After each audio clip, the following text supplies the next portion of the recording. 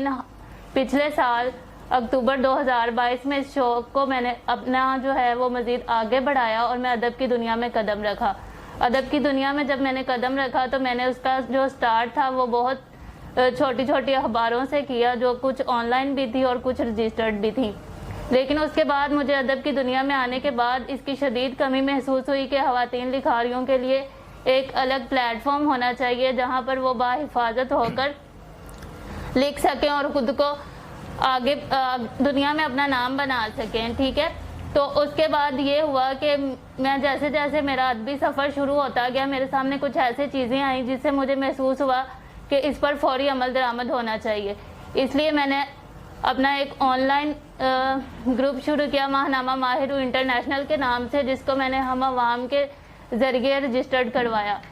ماہنامہ ماہر انٹرنیشنل اس کا نام ہے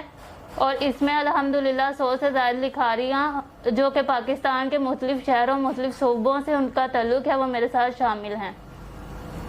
تو ادب کی دنیا میں آنے کے بعد کیونکہ میں ادب کی دنیا میں نئی تھی, میرے بھی کچھ خواب تھے جن کو میں نے پورا کرنا تھا, تو میں نے ایک اپنی تحریر لکھی الوداع دسمبر کے سندیشے,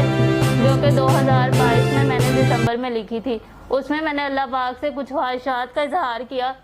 اور الحمدللہ 2023 میں نے اس کو پایہ تکمیل تک پہنچایا,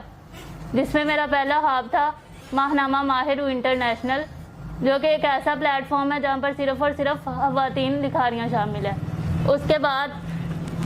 میرا اگلا خواب تھا کہ میں ایک پرنٹڈ اور ہارڈ میگزین لے کر آؤں. تو الحمدللہ 28 فروری 2023 کو میں ایک میگزین لے کر آئی جس میں پاکستان بھر کی لکھاریوں نے حصہ لیا اور اس کی تقریب رونمائی ہم نے کروائی.